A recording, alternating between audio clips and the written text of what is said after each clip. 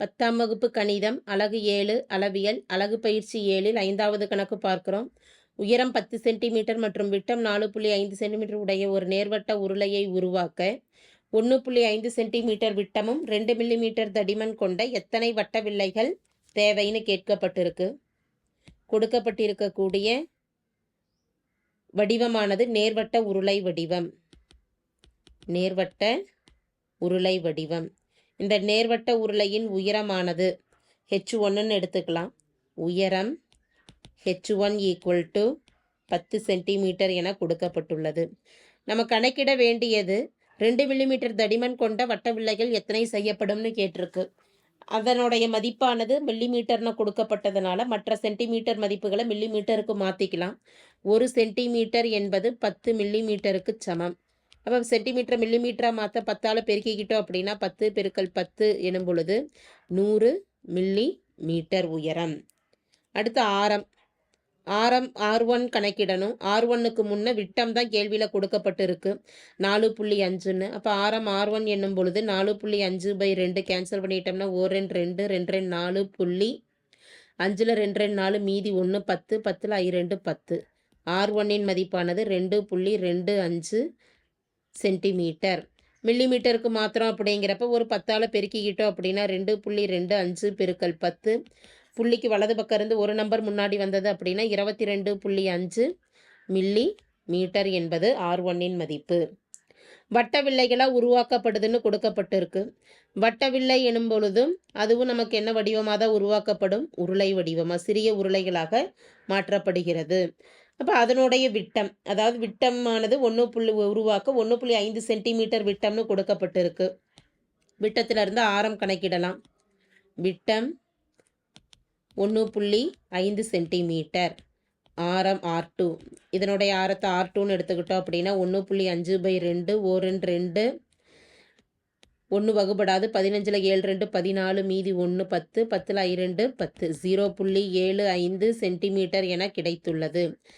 R2வை மில்லிமீட்டருக்கு மாத்திரங்கிறப்போ × 10 × 10 ஒரு எண்ணு முன்னாடி வந்ததுன்னா 7.5 மில்லிமீட்டர். தடிமனானது 2 மில்லிமீட்டர்னு கொடுக்கப்பட்டிருக்கு. தடிமன் என்பது நமக்கு எதை குறிப்பிடும்னா உயரத்தை குறிப்பிடும். அதாவது h2வின் மதிப்பானது 2 மில்லிமீட்டர். கணக்கிட வேண்டியது வட்ட வில்லைகளின் எண்ணிக்கை. தேவையான வட்ட வில்லைகளின் எண்ணிக்கை. எப்படி கணக்கிடலாம்? என்ன வடிவம் கொடுக்கப்பட்டிருக்கு? நேர்வட்ட உருளை. அப்போ நேர்வட்ட உருளையின் கன அளவை வட்ட வில்லையின் கன அளவால் வகுத்துட்டோம் அப்படின்னா மொத்த எண்ணிக்கை என்னன்னு தெரிஞ்சிடும். நேர்வட்ட உருளையின் கன அளவு வகுத்தல் வட்ட வில்லையின் கன அளவு πr²h/r²hல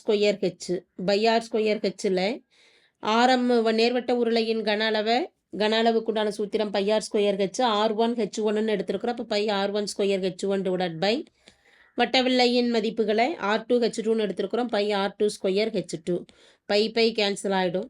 R1இன் மதிப்பானது 22.5. R1²ங்கிறப்ப 22.5 × 22.5. h1இன் மதிப்பு 100 R2 என்பது 7.5 × 7.5. h2வின் மதிப்பு 2 1 2 50 முறை 22.5 × 22.5. 2 நம்பர்லையும் புள்ளிக்கு அடுத்து 2 எண்கள் இருக்கிறதுனால ஒரு 100ஆல் பெருக்கிக்கிட்டோம்னா 2லையுமே பாயிண்ட் கேன்சல் ஆகிடும். இப்போ நியூமரேட்டரை ஒரு 100ஆல் பெருக்கிறோம். டினாமினேட்டரில் 7.5 × 7.5ன்னு புள்ளிக்கு அடுத்து 2 எண்கள் இருக்கிறதுனால அதையும் ஒரு 100ஆல் பெருக்கிக்கிறோம். இப்போ நியூமரேட்டரில் பாயிண்ட் கேன்சல் ஆகிடுச்சுன்னா 225 × 225 × 50 100ஆல் பெருக்கிறப்ப பாயிண்ட் கேன்சல் ஆகிடுது. டினாமினேட்டரில் 75 × 75 ஓர் 75 3 75 225 ஒரு முறை 3 முறை. இப்போ 3 × 3 × 50 3 9 9 5 45. அப்போ 450 என்பது வட்ட வில்லைகளின் எண்ணிக்கை ஆகும். தேங்க்யூ.